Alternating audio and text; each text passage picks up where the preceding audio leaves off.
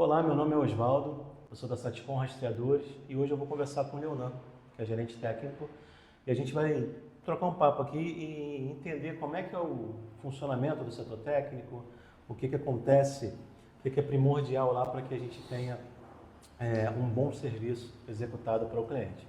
Beleza? Tudo bem, Leonan? Tudo certo? Então vamos lá. Inicialmente, se apresenta para a gente, fala um pouquinho da sua trajetória, quanto tempo você está nesse mercado, né? Para a gente começar esse bate-papo já com o pessoal te conhecendo. Perfeito, Osvaldo.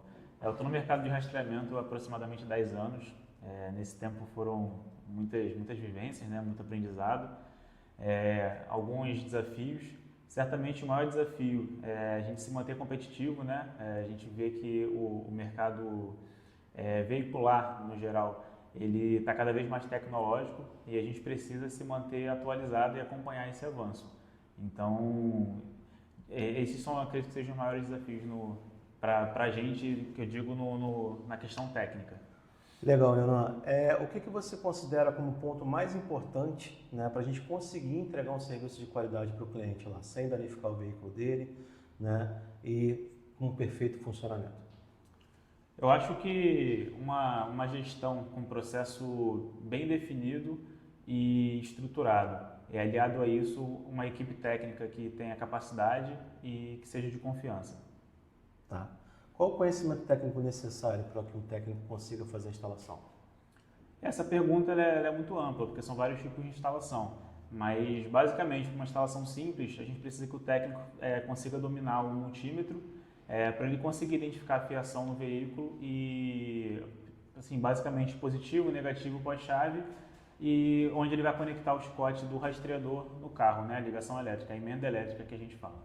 Tem algum tipo de formação para esse tipo de trabalho? Tem alguns cursos, mas geralmente voltados para a parte elétrica no geral. Para a instalação do rastreador, existe, mas ele é um pouco mais difícil de se encontrar no mercado. Na minha experiência, por exemplo, nós costumamos aplicar esse treinamento com técnicos mais experientes, que estão mais tempo no mercado, para novos colaboradores. Entendi. Então, vocês mesmos fazem esse treinamento porque no mercado não tem um curso definido para isso, tá? Perfeito. A maior parte dos nossos técnicos foram formados na própria empresa. Legal, legal. Hoje você tem quantos técnicos? Hoje trabalhamos com 12 técnicos. 12 técnicos. 12. E esse atendimento é sempre na casa do cliente, né? A grande maioria do atendimento hoje ele é residencial. A gente envia um técnico de moto na casa do cliente para realizar a instalação, a manutenção e a retirada do rastreador. Mas nós temos alguns pontos de atendimento também, em especial a nossa sede fica localizada aqui na rodovia Washington Luiz, em Duque de Caxias, onde o cliente pode trazer o veículo para a gente executar o serviço. Tem algum tipo de serviço que necessite ser feito aqui ou todos podem ser residencial? Não, alguns serviços a gente pede para o cliente trazer aqui, porque aqui a gente consegue entregar uma estrutura melhor para ele. Se for um serviço mais detalhado, mais demorado, o técnico de moto ele consegue carregar consigo apenas o material que cabe dentro do baú de uma moto. Então, se for algum material mais específico, a gente opta pelo cliente vir na sede para a gente conseguir fazer essa instalação. Certo. Quais são os principais cuidados que o técnico tem que tomar para não danificar o veículo do cliente? Da minha experiência, eu entendo que o principal é a gente realizar o checklist de funcionamento do veículo. Tá? A gente realiza o checklist antes de qualquer atendimento, junto com o cliente, para verificar o que está funcionando no veículo. A nossa equipe técnica ela precisa ser sempre bem capacitada, tá apta ao exercício da função. E depois, quando a gente vai entregar o veículo para o cliente, a gente realiza um novo checklist garantindo que todas as funcionalidades estão perfeitas, assim como no início do serviço. Entendi. Então, no início do serviço, vocês verificam se tudo está funcionando, executam esse serviço e ao final do serviço vocês revisam novamente se está tudo funcionando perfeitamente. Basicamente é isso. Ocorre muito do cliente já estar com o veículo danificado e tentar imputar esse dano aí na responsabilidade da empresa? Já tivemos alguns casos, uma experiência, né? Nós temos mais de 20 anos no mercado, então a experiência nos mostra que sim, que por isso é tão essencial a gente realizar o checklist. É uma forma de resguardar a empresa de qualquer dano anterior do veículo e também ao cliente para garantir que a gente está entregando o veículo para ele nas mesmas condições que foram pegas. E tem algum caso que você consiga contar para a gente, assim, alguma história engraçada, ou então alguma mentira muito grande que o cliente falou? Olha, tem algumas histórias engraçadas que a gente já ouviu, né? Mas uma que sempre me faz dar risada foi o técnico na residência do cliente realizar uma instalação e depois da instalação o técnico saiu, o cliente realizou contato com a nossa central informando que ele está tentando sair com o veículo e o carro não desenvolvia. Aí prontamente a gente acionou o técnico que realizou o serviço e pediu para ele retornar lá para entender o que estava acontecendo, porque o rastreador não tem nenhuma função que faça o veículo perder força, vamos dizer assim. E quando o técnico chegou lá, ele identificou que na verdade o cliente estava rodando com um freio de mão puxado. E aí a culpa é de vocês, né? Normalmente. Legal. Em relação ao bom funcionamento do equipamento, né? Como é que vocês decidem onde instalar o equipamento, que fio cortar? Tem algum sistema que ajuda vocês a decidir isso? Nós temos uma base de dados no nosso sistema com local de instalação de praticamente todos os carros e todas as motos, pelo menos os mais usuais, né? Os carros populares, as motos de uso do dia a dia. Uhum. E essa base de dados ela nos ajuda a dar para o técnico já os locais mais apropriados para instalar em determinado veículo. Aliado a isso, a nossa experiência, experiência técnica já de conhecer a maioria dos carros, e aí a gente consegue definir ali qual o local mais apropriado. Até porque a gente precisa de agilidade, mas precisa também entregar um serviço de excelência, porque o rastreador ele precisa estar bem escondido no carro. Ele não pode estar visível até por conta se o carro for roubado, a facilidade do ladrão retirar o rastreador. Então a gente precisa ter ele bem escondido.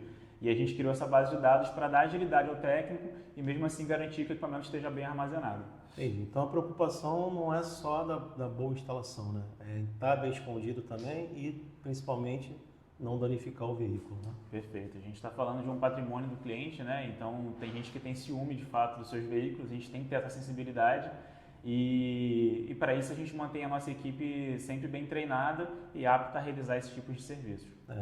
Isso deve ser bem comum, né? Até porque para o brasileiro o veículo ele não é só um meio de transporte, né? Muitas vezes é o sonho daquela pessoa. Exato. Então deve ter muito cliente que é bem exigente, né, com esse tipo de atendimento. Quanto a trabalhar com uma equipe terceirizada, quais são os prós e os contras? E como é que é hoje a estrutura da Satcom?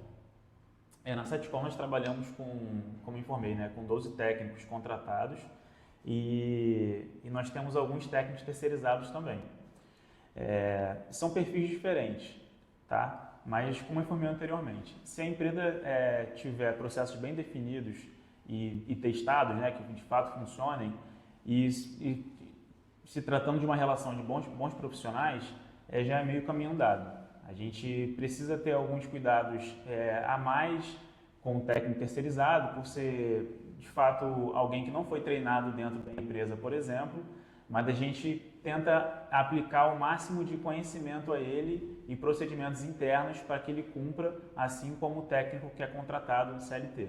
Entendi, mas hoje a preferência da Satcom é pela equipe própria, né? Pela equipe própria, porque a gente consegue entregar a qualidade que a gente entende que é necessária.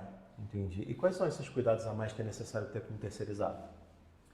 Olha, o terceirizado é basicamente isso que eu informei. Como ele não foi treinado na empresa, ele geralmente presta serviço também para outras empresas, ele já vem com alguns vícios, vamos dizer assim, de próprio serviço. Tem empresa que tem alguns procedimentos, outras empresas têm outros.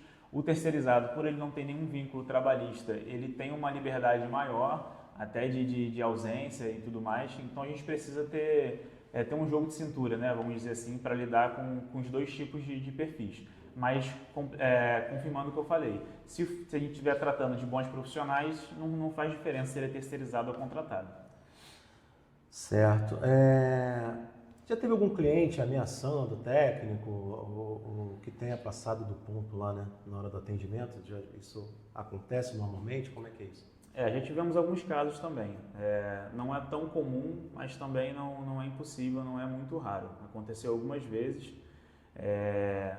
E a gente precisa, é até importante falar sobre isso, porque a gente precisa entender o trabalho do técnico, a dificuldade que é o trabalho do técnico. Não é só você ir na casa do cliente e instalar o rastreador. A gente está lidando com vários tipos de pessoas, pessoas de boas índoles, pessoas de índoles duvidosas.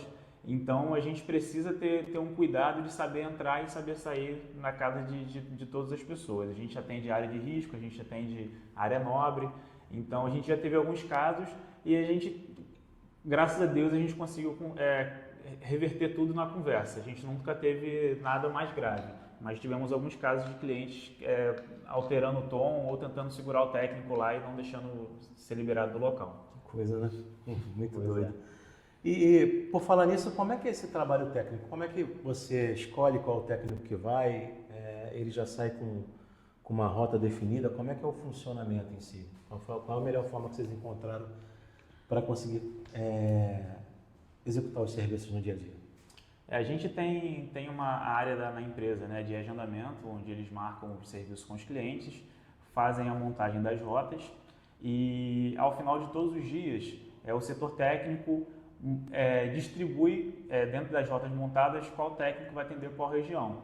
E aí os técnicos eles já possuem um material, porque eles vêm uma vez na empresa, dar baixa nos materiais que estão com eles e buscar novos equipamentos, eles já possuem o material consigo e eles saem direto de casa para os clientes de acordo com as rotas que eles são informados no dia anterior. Mas é horário certo ou ele que define, ele faz contato com o cliente, como é que é? Hoje a gente atende por período, a gente não marca o horário com o cliente, porque a gente entende que um compromisso firmado ele tem que ser cumprido.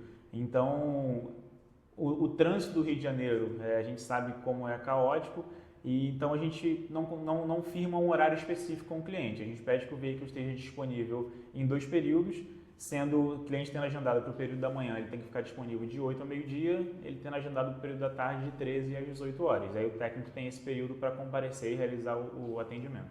Entendi. Então, dentro daquele período, ele tem uma gama de clientes ali que ele vai definir qual ordem que ele vai atender, é isso? Perfeito. Ele tem essa autonomia de acordo com a rota, né, a distância que ele tem de um veículo para o outro, ele escolher dentro daquele período, ele escolher qual cliente vai atender primeiro, até por uma questão de logística. E o que normalmente atrapalha essa logística com o técnico na rua? Quais são o que normalmente acontece que pode fazer o técnico não conseguir chegar ao local ou se atrasar? São coisas variadas. A gente tem a questão do trânsito, como eu citei, tem deslocamentos, tem locais que a gente atende que são zonas rurais, zonas de realmente interior, que é difícil acesso, estradas de difícil acesso também para chegar na residência do cliente.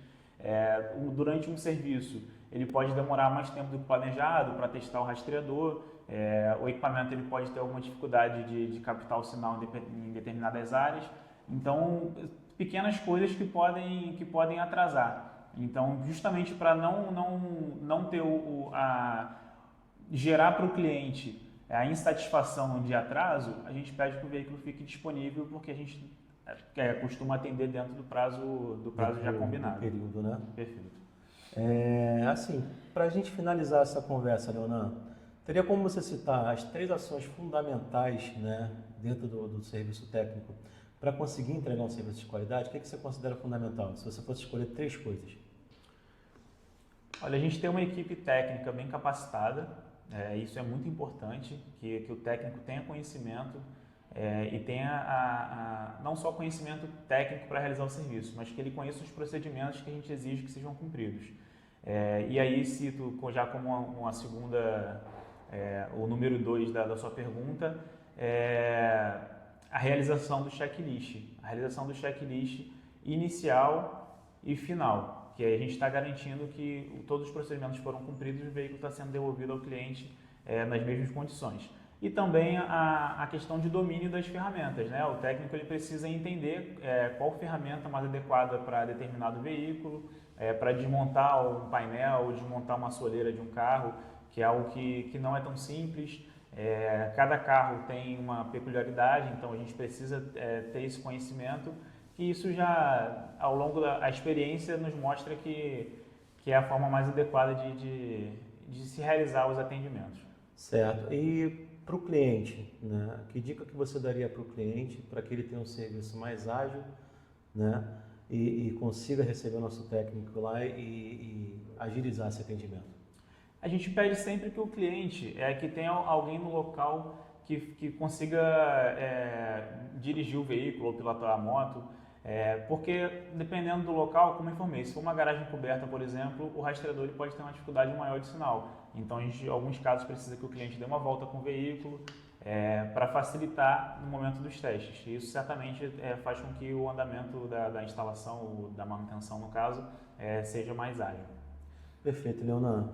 Bom, esse foi o nosso programa número 1, né? A gente conseguiu aqui bastante informação interessante sobre o funcionamento, né, do dia a dia do serviço técnico. E eu queria agradecer, Leonan, a tua participação. Tá?